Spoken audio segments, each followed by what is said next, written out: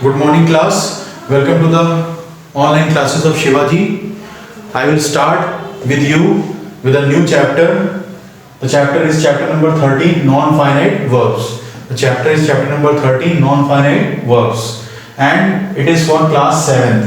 ठीक है, in English language. Non-finite verbs क्या होते हैं? What are non-finite verbs? देखिए ध्यान से. Non-finite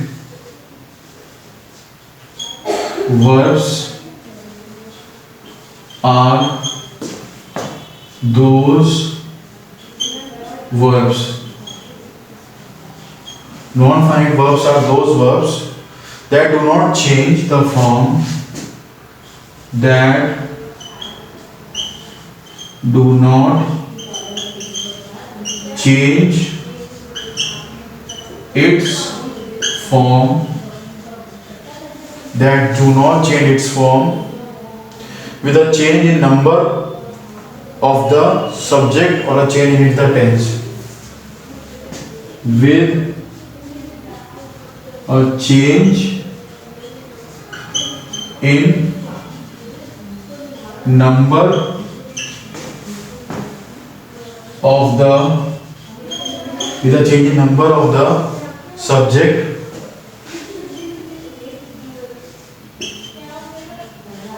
or the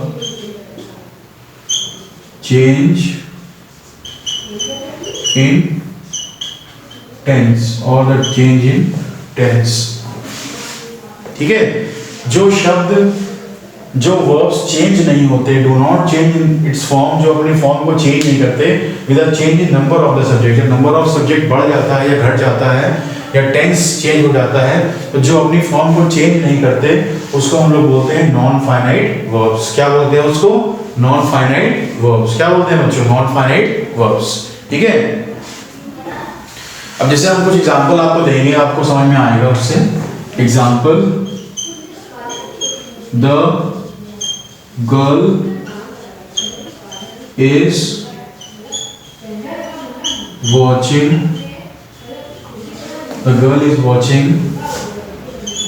a cricket match. The girl is watching a cricket match on the television. Girl is watching a cricket match on the television. Girl जो है वो watch कर रही है cricket match on the television. तो ये जो आपका सेंटेंस है, ये आपका सेंटेंस है, इसको हम लोग क्या बोलेंगे? ये एक नॉर्मल सेंटेंस है. ठीक है, तो इसमें सिंगुलर का इस्तेमाल किया गया है. इसमें किसका इस्तेमाल किया गया है? सिंगुलर का. तो girl is watching cricket match on the television. अब उसको जब चेंज करेंगे प्लूरल में तो क्या बनेगा? उसको चेंज करेंगे प्लूरल में तो बनेगा the girls are watching a cricket match on the television. The girl is watching a cricket match on the television. ये क्या हो गया आपका? ये आपका एग्जांपल हो गया सेंटेंसेस में फाइनाइट वर्ब्स उनको बोलेंगे. इनको आप क्या बोलेंगे? Finite verbs. The verbs that change in number और tense are called finite verbs. जो चेंज हो जाते हैं द चेंज इन नंबर, जब नंबर चेंज होता है या टेंस चेंज होता है उनके हिसाब से जो वर्ब चेंज हो जाते हैं उनको हम लोग बोलते हैं फाइनाइट वर्ब्स. क्या बोलते हैं उनको? Finite verbs. जैसे the girl is watching a cricket match on the television. Girl जो है क्रिकेट मैच क्या बोलते हैं? देख रही है ऑन द टेलीविजन. तो ये क्या हो गया? ये आपका हो गया फाइनाइट वर्ब. ठीक है, उसके बाद the girls are watching a cricket match on the television. Girls जो है क्रिकेट मैच देख रही है टेलीविजन पे. ये आपका हो गया ये आपका हो गया फाइनाइट, क्योंकि इसमें सेंटेंस में देखिए वर्ब चेंज हो रहा है. यहाँ पे गर्ल्स है तो यहाँ पे आर लग गया और वॉचिंग के आगे सेंटेंस सेम है. तो जब सेंटेंस में वर्ब चेंज हो जाता है अकॉर्डिंग टू द सब्जेक्ट तो उसको हम लोग क्या बोलते हैं? उसको हम लोग बोलते हैं फाइनाइट वर्ब्स. लेकिन जब वर्ब चेंज नहीं होता है according to the change in the subject और द टेंस, तो उसको हम लोग बोलते हैं नॉन फाइनाइट वर्ब्स। क्या बोलते हैं? Non finite. Non finite verbs are those that do not change in the number of the tense. जो वर्ब्स चेंज नहीं होते हैं when the change in the number और द टेंस, उनको हम लोग बोलते हैं नॉन फाइनाइट वर्ब्स। क्या बोलते हैं? Non finite verbs. Non finite verbs have 3 forms. Non finite verbs की 3 फॉर्म्स होती हैं। नॉन फाइनाइट वर्ब्स की कितनी फॉर्म्स होती हैं? 3 फॉर्म्स।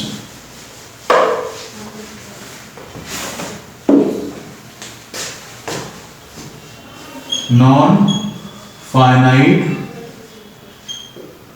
Verb have 3 forms.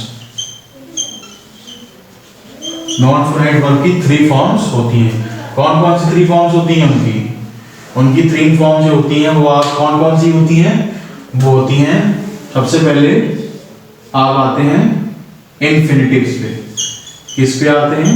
इन्फिनिटिव्स पे। इसमें आप क्या इस्तेमाल करते हैं? टू प्लस वर्ब की फर्स्ट फॉर्म। इसमें आप इस्तेमाल करते हैं टू प्लस वर्ब की फर्स्ट फॉर्म। ठीक है? जैसे I go to see the movies, I go to see the movies, तो इसमें ये क्या हो जाएगा? आपका इन्फिनिटिव हो जाएगा। I go to see the movies, I go to see the movies. इसमें इन्फिनिटिव क्या हो जाएगा? इसमें आपका हो जाएगा टू सी। इसमें इन्फिनिटिव क्या हो जाएगा? इसमें इन्फिनिटिव आपका हो जाएगा टू सी। ठीक है बच्चों? तो आई होप अब आपको क्लियर हो रहा होगा कि नॉन फाइनाइट वर्ब्स क्या होते हैं। ठीक है? उसके बाद these are the verbs often in the form of to plus verb form, base form. जैसे आपने कहा सेंटेंस बुक में दिए हुए हैं, he likes to read books, वो बुक को रीड करना पसंद करता है। उसके बाद Priya and Parul have gone to market to buy some items of stationery. Priya और पारुल मार्केट में गए हैं to buy some items of stationery. ये क्या हो गया? ये आपका हो गया इन्फिनिटिव, क्योंकि इसमें टू बाय का प्रयोग किया गया है। किसका प्रयोग किया गया है? टू बाय का प्रयोग किया गया है। उसके बाद it is a crime to steal, मतलब स्टील करना एक क्राइम यानी एक जुर्म है। तो इसमें क्या इस्तेमाल किया गया? It is a crime to steal. तो ये आपका क्या हो गया? ये आपका हो गया इन्फिनिटिव। ठीक है? तो इसमें आप देख सकते हैं कि कुछ चेंज नहीं हो रहा। ये जो इन्फिनिटिव्स हैं ये वैसे ही इस्तेमाल करे जा रहे हैं। अगर ही है, सिंगुलर है, तो भी टू और वर्ब की फर्स्ट फॉर्म इस्तेमाल करी जा रही है, और अगर एक से ज्यादा इस्तेमाल किए जा रहे हैं, प्लूरल इस्तेमाल किए जा रहे हैं, तो भी टू और वर्ब की फर्स्ट फॉर्म का ही इस्तेमाल किया जा रहा है। It is a crime to steal. उसके बाद अगला सेंटेंस बुक में आप देखिए, to act like this is very childish. To act like this, to act like this is very childish. To act like this is very childish. ये आपका क्या हो गया? ये आपका भी एक सेंटेंस हो गया इन्फिनिटिव का। इसका सेंटेंस हो गया, इन्फिनिटिव का सेंटेंस हो गया। किसका हो गया? इन्फिनिटिव का हो गया। ठीक है? तो ऐसे सेंटेंसेस जो होते हैं इनको हम लोग क्या बोलते हैं? इन्फिनिटिव्स बोलते हैं। अब ये इन्फिनिटिव्स जो थे वो सारे आपके थे टू प्लस V1 वाले। अब कुछ इन्फिनिटिव्स ऐसे भी होते हैं जिनको हम लोग बेयर इन्फिनिटिव्स कहते हैं। क्या बोलते हैं? बेयर इन्फिनिटिव्स बोलते हैं। उसमें क्या होता है? उसमें टू शब्द का प्रयोग किया नहीं जाता। उसमें टू शब्द का प्रयोग नहीं किया जाता। उसको हम लोग क्या कहते हैं? Bare infinitive. जैसे कि आपने कहा she saw him go, she saw him go. ये आपका क्या है? ये आपका है बेयर इन्फिनिटिव। ये क्या है आपका? ये आपका है bare infinitive. The teacher made the student write the essay all over again. The teacher made the student write the essay all over again. Teacher ने स्टूडेंट को दोबारा फिर से ये essay लिखवाया। The teacher made the student right the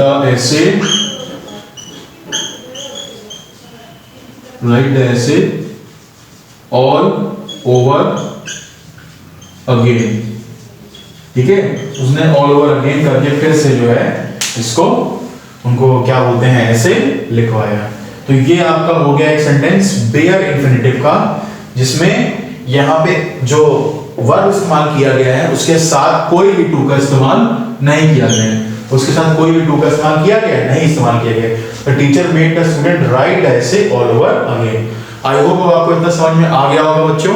ठीक है, अभी आप इतना ही रखेंगे इस वीडियो में। उसके बाद आपको एक्सरसाइजेस पे फोकस करना है जो आपकी बुक में दिया एक्सरसाइज नंबर 8। इसमें आपको ढूंढने हैं कि कौन से इन्फिनिटिव्स हैं और कौन से बेयर इन्फिनिटिव्स हैं। ठीक है, आपको एक्सरसाइज ट्राई करनी है, आपका होमवर्क है। इसी वीडियो में इतना ही। Thank you class.